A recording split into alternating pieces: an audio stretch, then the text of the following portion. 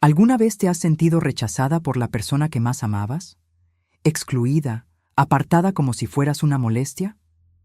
A mí me pasó, y no por un extraño, sino por mi único hijo, en la víspera de Navidad. Las luces navideñas ya adornaban las ventanas de los vecinos, y yo, Ana, estaba haciendo planes para la cena familiar, como siempre lo hice durante los últimos 48 años de mi vida. Miré la pantalla del móvil y leí las palabras que jamás pensé que vería. Mamá, este año queremos una Navidad tranquila, no vengas. Antes de seguir contándoles mi historia, cuéntenme en los comentarios desde dónde la escuchan. Me encantaría saberlo. Y no olviden darle me gusta al video y suscribirse al canal para no perderse más historias como esta. Releí el mensaje 3, 4, 5 veces. Me temblaban los dedos. Intenté llamar a Antonio, mi único hijo, pero no respondió. Envié otro mensaje preguntando si todo estaba bien, si había hecho algo malo. La respuesta llegó seca. Todo está bien. Solo queremos pasar la Navidad solos este año. Solos. Como si yo fuera una extraña. Como si no fuera familia. Me senté en el sillón de la sala, ese que compré trabajando horas extras en la limpieza, mientras también cumplía mi turno en la tienda de departamentos. 2 empleos para criar a Antonio sola, después de que su padre nos abandonara cuando él tenía solo 3 años. Recordé las noches en las que dormía apenas 4 horas para que a él no le faltara nada. Las fiestas de cumpleaños que organicé vendiendo salados los fines de semana. La ropa que yo misma cosía mientras él dormía. Las veces que dejé de comer para que él tuviera un mejor almuerzo en la escuela. Y ahora, yo era una molestia. Miré el pequeño apartamento que llamé hogar durante tanto tiempo. Las paredes necesitaban pintura. Los muebles eran sencillos, pero todo allí contaba nuestra historia. Una historia que parecía que solo yo valoraba. Lloré hasta quedarme dormida en ese sillón. Cuando me desperté, ya era de noche y mi móvil sonaba. Por un instante pensé que era Antonio diciendo que había cambiado de idea. Pero era Isabel, mi vecina del 302. Ana, a Carlos y a mí nos gustaría invitarte a la cena de Navidad. Nada muy formal, solo algunos amigos cercanos. Isabel y Carlos eran diferentes a mí. Tenían dinero, viajaban al extranjero, frecuentaban lugares que yo solo veía en revistas. Nos conocimos cuando me contrataron para hacer la limpieza en su apartamento hace 5 años, pero con el tiempo, nuestra relación evolucionó a una amistad genuina. Casi me negué. Casi dije que iba a pasar la Navidad con mi hijo.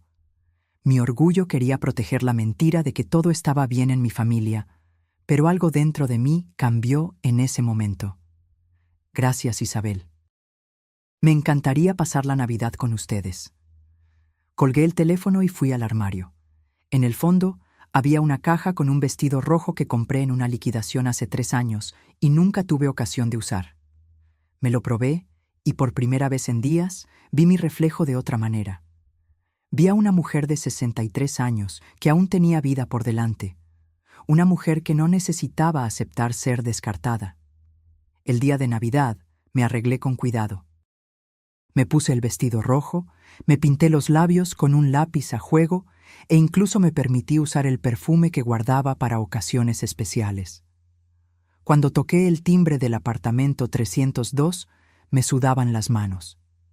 Parte de mí aún se sentía como la empleada doméstica que debería usar la entrada de servicio. Isabel abrió la puerta y sonrió.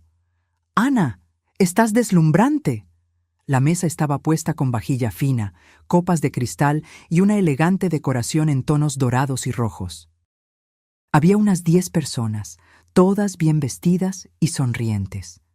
Por un momento me sentí fuera de lugar, pero Carlos se acercó con una copa de champán. «Ana, qué bien que viniste. Déjame presentarte a nuestros amigos». Para mi sorpresa, la noche fluyó como si siempre hubiera pertenecido a ese mundo. Conversamos sobre literatura, sobre viajes, sobre arte. Nadie me preguntó sobre limpiezas o sobre cómo quitar manchas difíciles. Fui tratada como una igual. como alguien que tenía valor más allá del trabajo que podía ofrecer. Al final de la noche, Isabel me abrazó al despedirse. Ana, la semana que viene tendremos una cena en la casa de campo de unos amigos nuestros.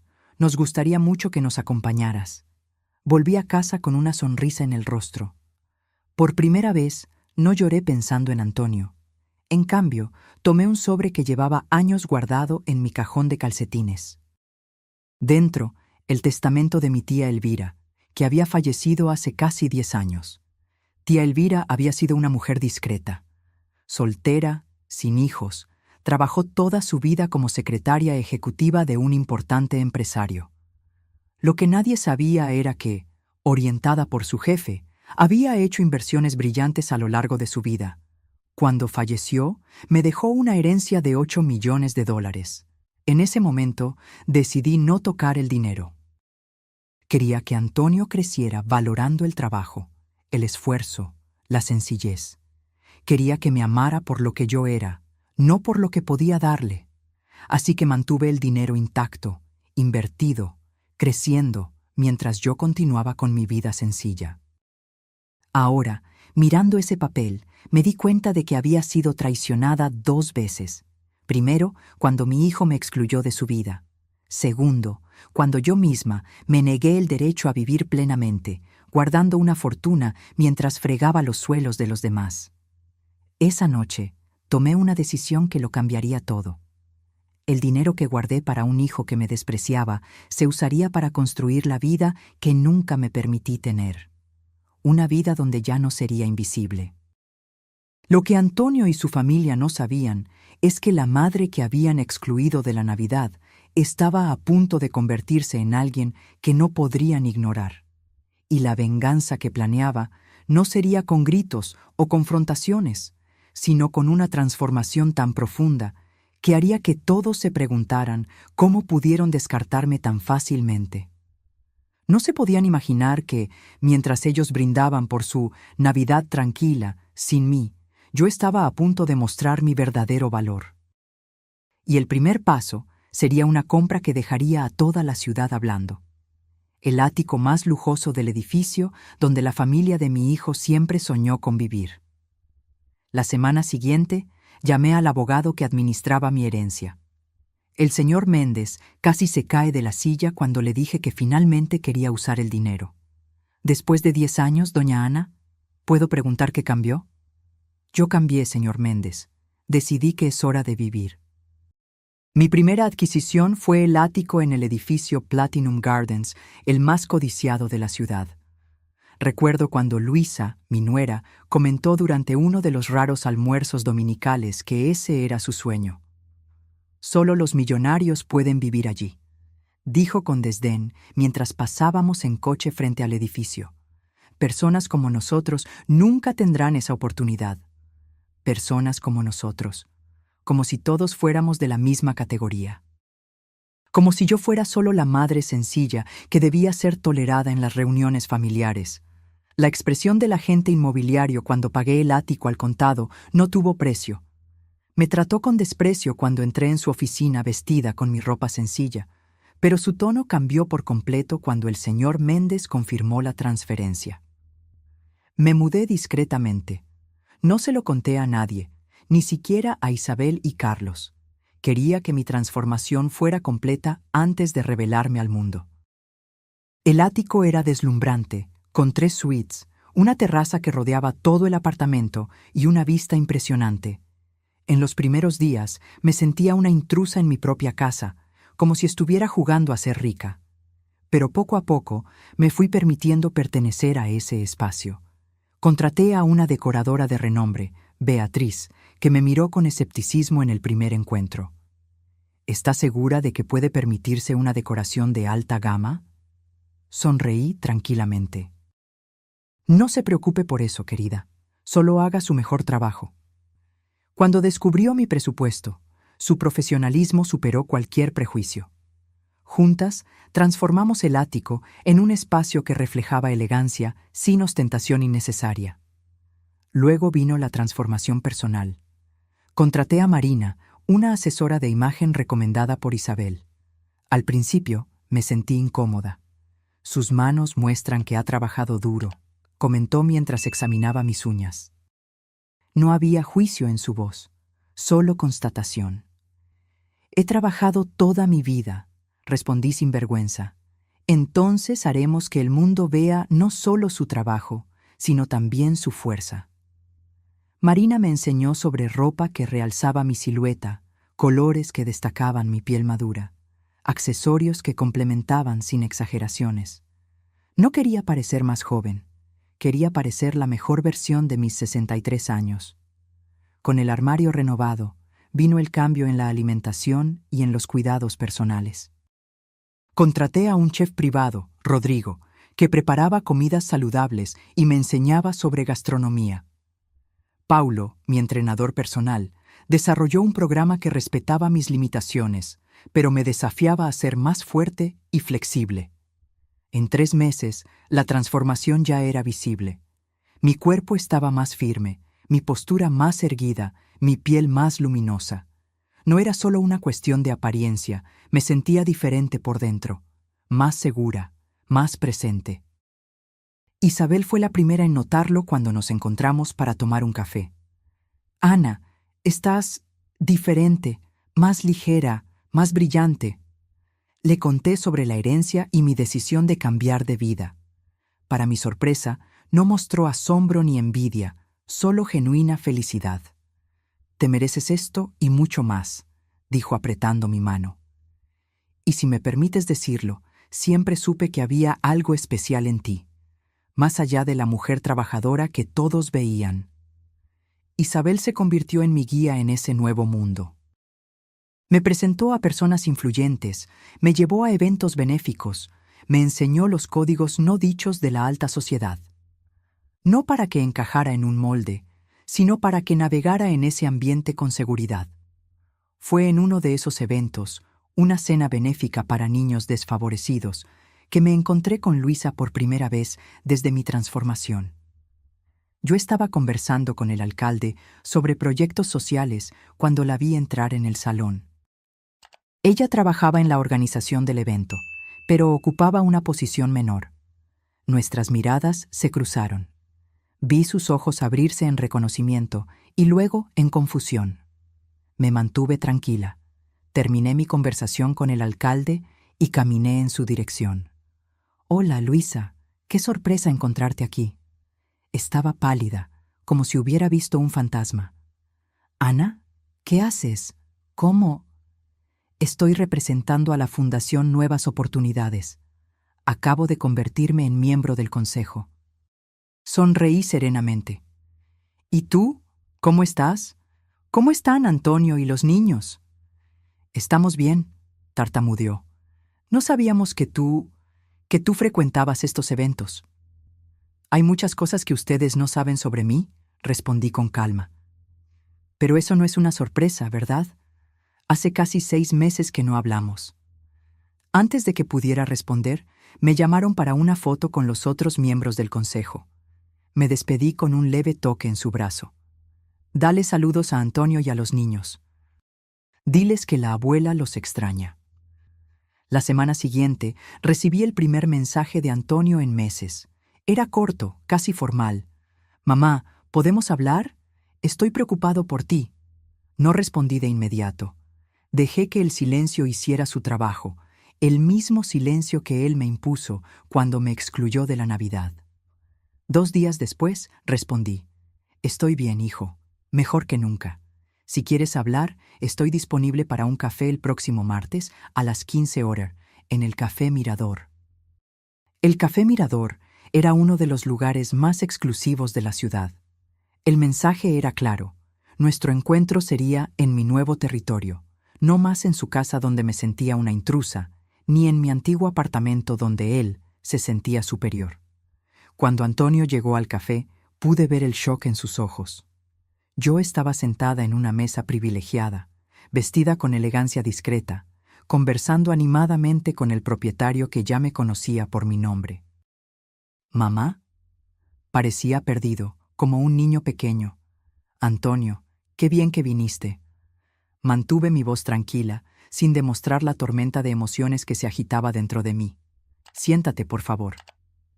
Mientras se acomodaba, vi sus ojos recorriendo mi apariencia, mi cabello ahora bien cortado, mis joyas sencillas pero visiblemente caras, mis uñas bien cuidadas.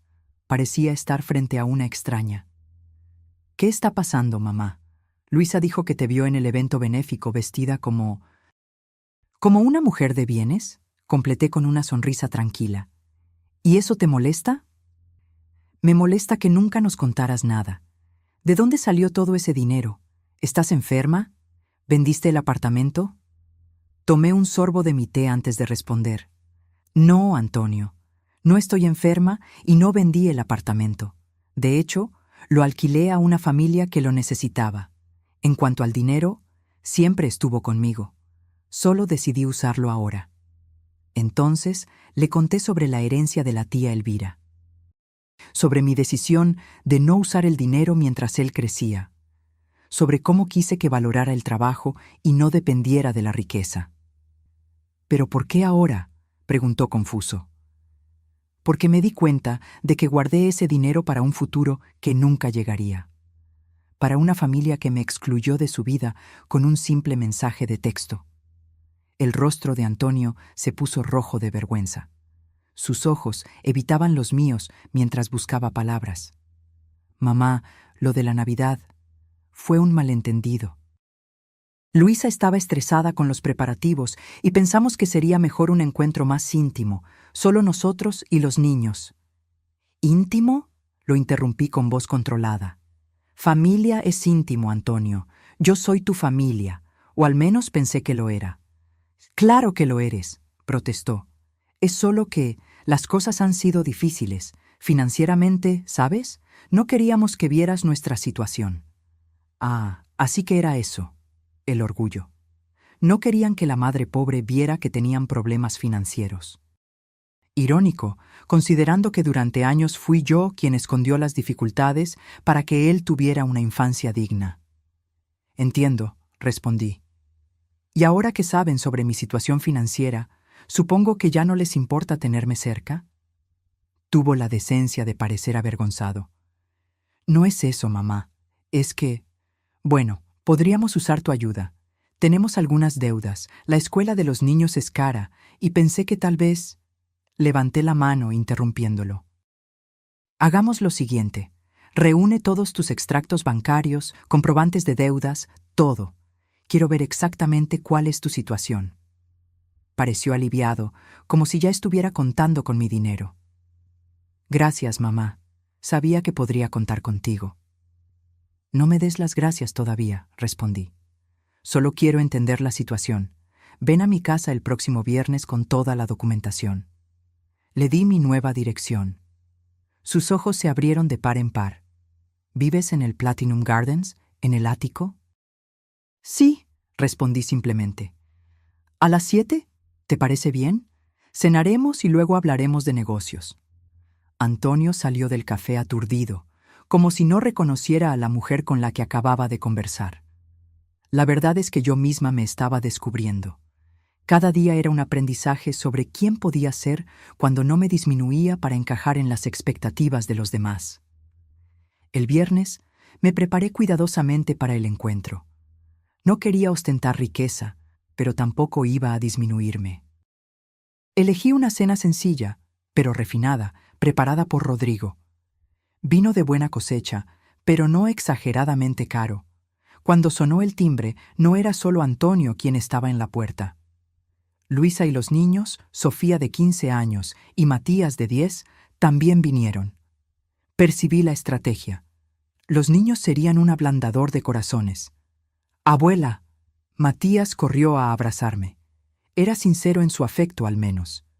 Sofía, más reservada, me dio un abrazo tímido.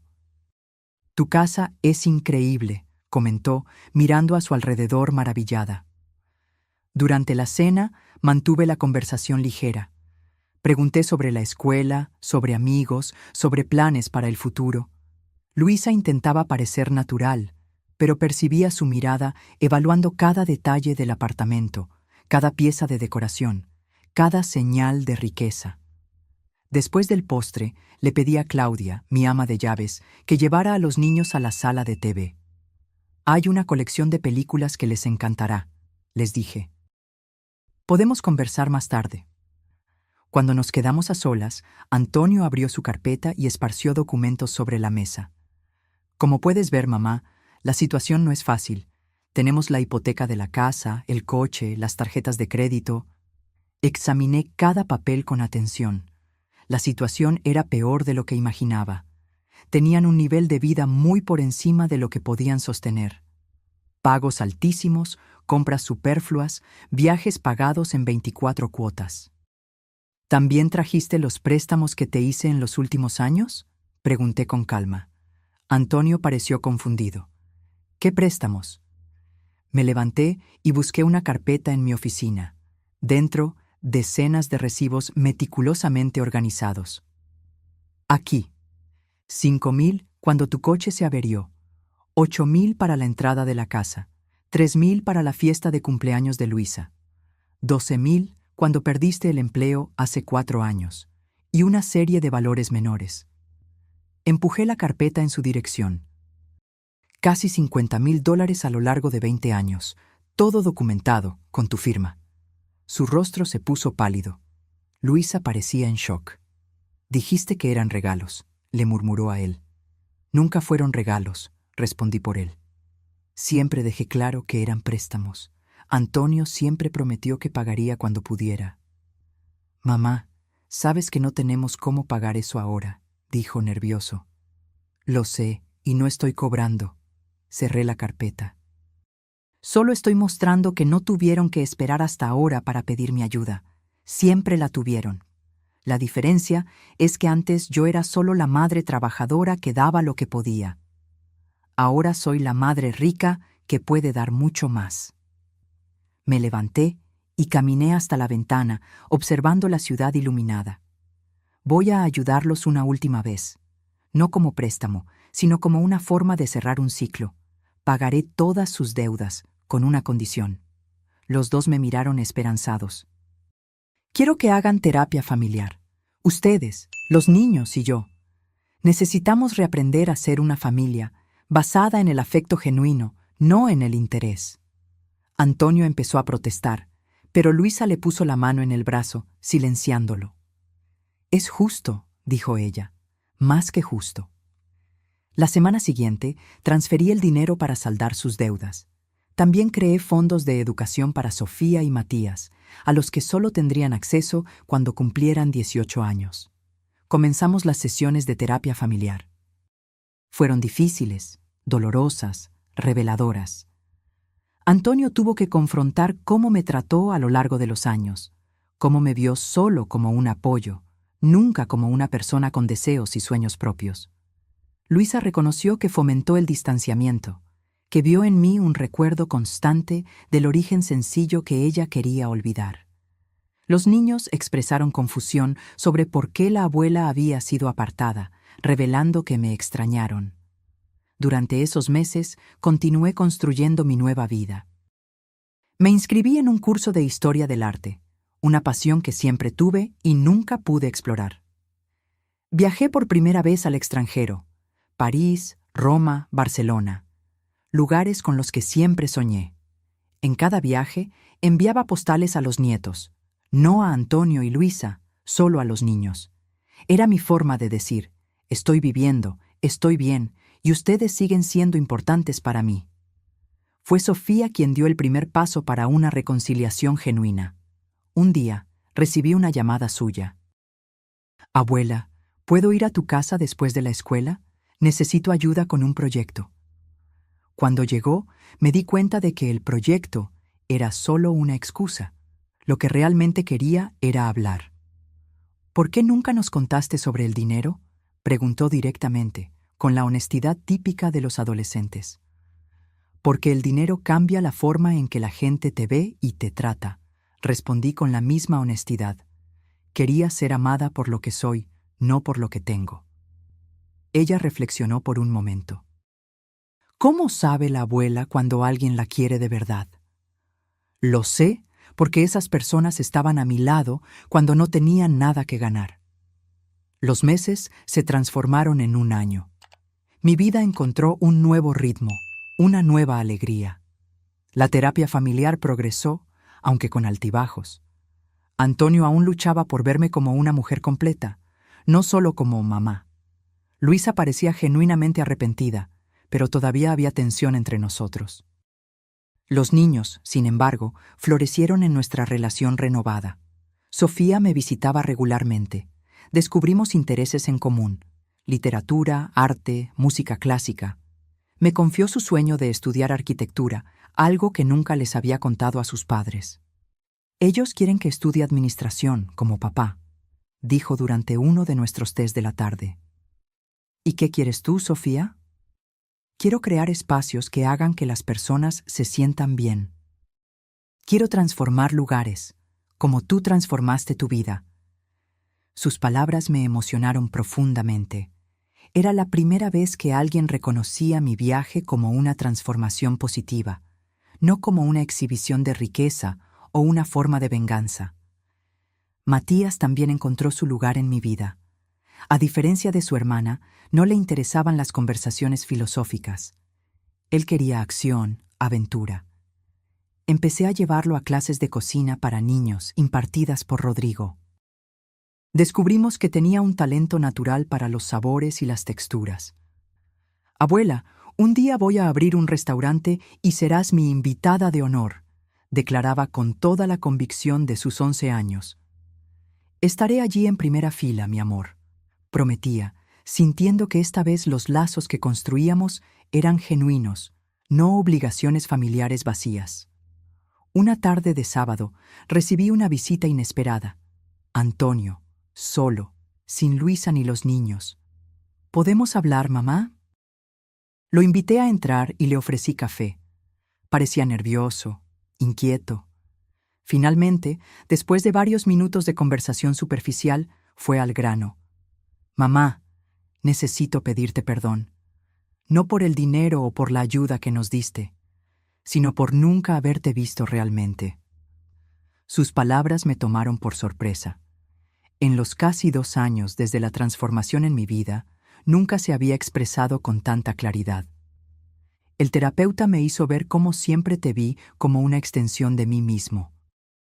Como una función, mamá, no como Ana, una mujer con sueños, deseos, una vida propia. Sentí que mis ojos se llenaban de lágrimas, pero no desvié la mirada. Cuando te vi transformada, rica, independiente, mi primer pensamiento fue: ¿cómo me afecta esto? No, ¿cómo se siente ella? Y eso lo dice todo sobre el hijo que fui. Antonio, no, por favor, déjame terminar. Respiró hondo. Cuando pagaste nuestras deudas, me sentí aliviado, pero no agradecido. Pensé que era tu obligación. Qué absurdo, ¿verdad? Pensaba que era tu obligación salvarme, incluso después de excluirte de mi vida. Sacó un sobre del bolsillo y lo puso sobre la mesa. Es un cheque. No cubre ni la mitad de lo que ya has hecho por mí, pero es un comienzo. Vendí el coche, estamos en un apartamento más pequeño, más adecuado a nuestro presupuesto. Luisa volvió a trabajar. Estamos reaprendiendo a vivir dentro de nuestras posibilidades. Miré el sobre sin tocarlo. No quiero tu dinero, Antonio. Nunca lo quise. Lo sé, pero necesito hacer esto por mí. Necesito mostrarte que entendí la lección, que respeto quién eres y lo que hiciste por mí. Acepté el sobre, no por el valor que contenía, sino por el significado del gesto. Y hay algo más, continuó. Entiendo si no quieres, pero nos gustaría invitarte a pasar la Navidad este año. Una invitación sincera, no por obligación o interés. Pensé en la Navidad anterior, en el silencio de mi apartamento, en el mensaje que había destruido mi confianza. También pensé en Isabel y Carlos, que me habían invitado a pasar la fecha con ellos de nuevo. Voy a pensar en tu invitación, respondí honestamente. No tengo una respuesta ahora. Él asintió, comprendiendo que la confianza tarda en reconstruirse. Cuando Antonio se fue, me quedé reflexionando sobre mi viaje. La venganza que planeé no salió exactamente como imaginé. No fue la exhibición de riqueza lo que causó el mayor impacto, sino la demostración de que yo era mucho más de lo que ellos me habían permitido ser. La semana siguiente, recibí una llamada que cambiaría nuevamente el rumbo de mi vida. Era de la Fundación Nuevas Oportunidades, donde yo actuaba como consejera. Ana, nos gustaría invitarte a asumir la presidencia de la fundación. Tu visión sobre la educación para mujeres de bajos ingresos y tu historia personal de superación son exactamente lo que necesitamos en este momento. Acepté la invitación sin dudar. Finalmente, encontraba un propósito para mi fortuna y mi experiencia de vida. Podría ayudar a mujeres que, como yo, tenían potencial pero no oportunidades. En mi discurso de toma de posesión, compartí por primera vez públicamente mi historia. Hablé sobre los años de trabajo duro, sobre criar a un hijo sola, sobre anularme para que otros brillaran. También hablé sobre el renacimiento, sobre que nunca es tarde para empezar de nuevo, sobre encontrar valor en una misma. En la audiencia vi rostros emocionados, Isabel y Carlos aplaudiendo con orgullo, Sofía con lágrimas en los ojos, Matías sonriendo incluso sin entender completamente, Antonio y Luisa sorprendidos al escuchar partes de mi historia que nunca habían conocido. Cuando llegó diciembre, tomé mi decisión sobre la Navidad. Invité a todos, Antonio, Luisa, los niños, Isabel, Carlos y nuevos amigos que hice en mi viaje, a una celebración en mi casa. No sería una Navidad de exclusión, como la que me hirió, ni una Navidad de exhibición para mostrar mi nuevo estatus. Sería una Navidad de reconciliación, de nuevos comienzos. La noche de la cena, mientras observaba a todos reunidos en mi sala, me di cuenta de cómo mi vida se había transformado. No solo materialmente, sino en esencia. Ya no era la misma Ana que temblaba al recibir un mensaje de rechazo. Era una mujer que había aprendido a valorarse, a establecer límites, a exigir respeto. Sofía se acercó mientras yo observaba la escena. «Abuela, ¿puedo hacerte una pregunta personal?» «Claro, querida. ¿Hiciste todo esto, el apartamento, la ropa, la fundación, para vengarte de papá y mamá?» Su pregunta directa me tomó por sorpresa. Reflexioné por un momento antes de responder. Al principio, tal vez. El dolor del rechazo es poderoso, Sofía. Cuando somos heridos por quienes amamos, nuestro primer instinto es mostrar nuestro valor, probar que cometieron un error al descartarnos. Hice una pausa, mirando a los invitados que conversaban animadamente, pero en algún momento dejó de tratarse de ellos y pasó a ser sobre mí, sobre la mujer que nunca me permití ser. Sofía asintió, comprendiendo más allá de su edad. «Creo que entiendo». Es como esa frase que siempre dices, «La mejor venganza es vivir bien». Sonreí, emocionada porque ella hubiera captado la esencia de mi viaje. Exactamente. Y vivir bien no significa tener cosas caras o aparecer en eventos importantes. Significa ser fiel a una misma, no disminuirse para complacer a los demás, y usar tus recursos, sean los que sean, para crear algo significativo. Matías se unió a nosotros, sosteniendo orgullosamente una bandeja de canapés que había ayudado a preparar. «Abuela, el chef Rodrigo dijo que tengo talento natural. Prueba este. Fui yo quien inventó la combinación». Probé la creación culinaria de mi nieto, exagerando un poco en el entusiasmo, como las abuelas tienen derecho a hacer. «Delicioso. Tienes un don, Matías». Al otro lado de la sala, percibí a Antonio observándome. Nuestras miradas se cruzaron, y por un breve momento vi en sus ojos no solo arrepentimiento, sino también admiración. Era una mirada que nunca me había dirigido antes, la mirada de quien ve a una igual, no a una subalterna. Él levantó su copa en mi dirección, un gesto silencioso de reconocimiento. Correspondí el gesto con una leve sonrisa. La reconciliación con mi hijo todavía era un trabajo en progreso.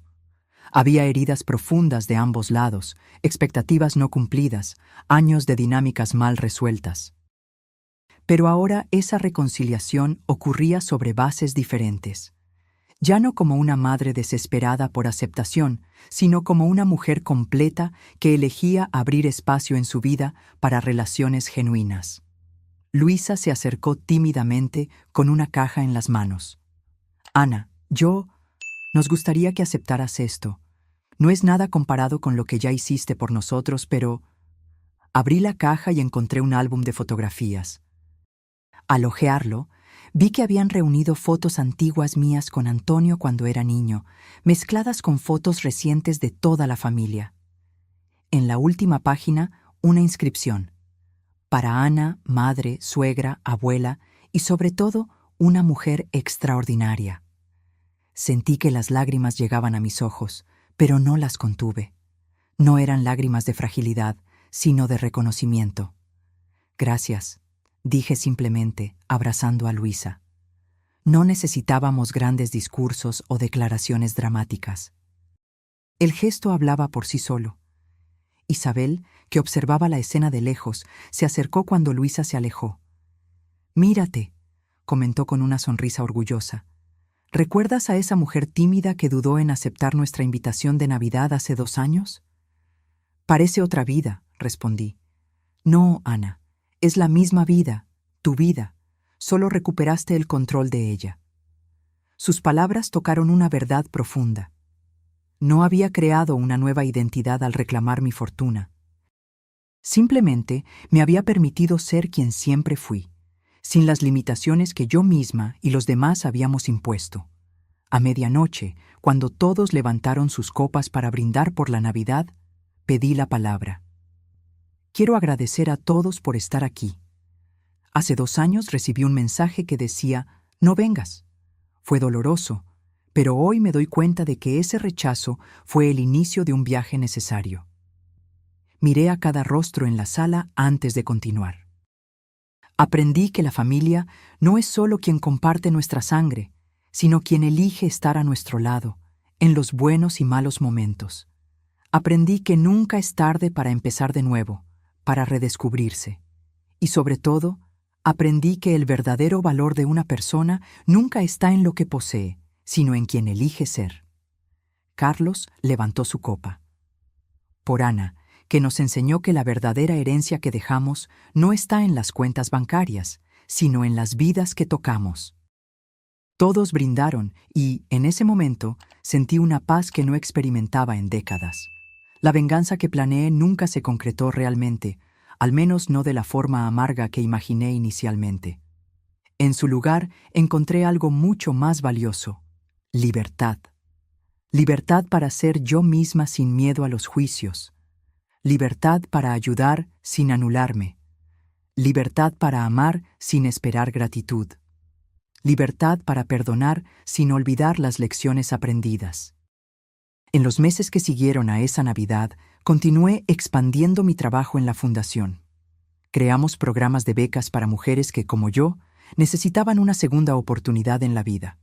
Mujeres que habían pospuesto sueños para criar hijos, cuidar de padres mayores o simplemente sobrevivir en un mundo que rara vez valora el sacrificio femenino. Antonio entró en un programa de coaching de carrera y finalmente encontró un trabajo que lo realizaba, sin la presión constante por el estatus. Luisa volvió a la universidad para terminar el curso que abandonó cuando se quedó embarazada de Sofía. Los nietos florecieron, sabiendo que tenían una red de apoyo genuina. En cuanto a mí, a los 65 años, descubrí que la vida puede sorprender a cualquier edad. Conocí a Eduardo, un profesor universitario viudo, en uno de los eventos de la fundación. Nuestra conexión fue inmediata, no por lo que teníamos, sino por lo que éramos. Por primera vez, me permití una relación basada en la admiración mutua y el respeto genuino. Una tarde tranquila, sentada en la terraza de mi ático con Eduardo, reflexionando sobre el camino recorrido, me hizo una pregunta que me hizo pensar. Si pudieras volver en el tiempo, Ana, ¿cambiarías ese mensaje de Navidad? ¿Impedirías que tu hijo te excluyera de la celebración? Miré la ciudad que se extendía debajo de nosotros, el atardecer que pintaba el cielo de tonos anaranjados, y sonreí. No, Eduardo, Por más doloroso que haya sido, ese fue el momento en que finalmente entendí que merecía más, que tenía el derecho de ocupar un espacio en el mundo no solo como madre o abuela, sino como Ana. Entrelacé mis dedos con los suyos. A veces, la mayor traición nos lleva a la mayor liberación. Y así, la mujer que una vez fue silenciada por un simple mensaje encontró su voz más poderosa. No en el griterío de la ira o en la amargura del resentimiento, sino en la serenidad de quien finalmente comprendió su propio valor. La venganza que planeé se transformó en algo mucho más profundo, una revolución personal. Y en esa revolución silenciosa, no destruí puentes. Construí nuevos, más sólidos, basados no en la obligación o el interés, sino en la elección y el respeto mutuo. Quizás esa sea la venganza más dulce de todas, no necesitar ya de ninguna venganza. Y bien, ¿qué te pareció esta historia? Me pregunto, ¿Antonio y Luisa realmente aprendieron la lección? ¿O el dinero de la madre sigue pesando más que el amor? Me gustaría saber tu opinión. Cuéntame aquí en los comentarios, ¿qué harías si estuvieras en el lugar de Ana? ¿Cuál fue la parte que más te sorprendió? No olvides darle a me gusta si te gustó la historia, suscribirte al canal y activar la campanita para no perderte las próximas historias que tenemos para contarte. Al fin y al cabo, la vida real siempre es más dramática que la ficción. Hasta la próxima.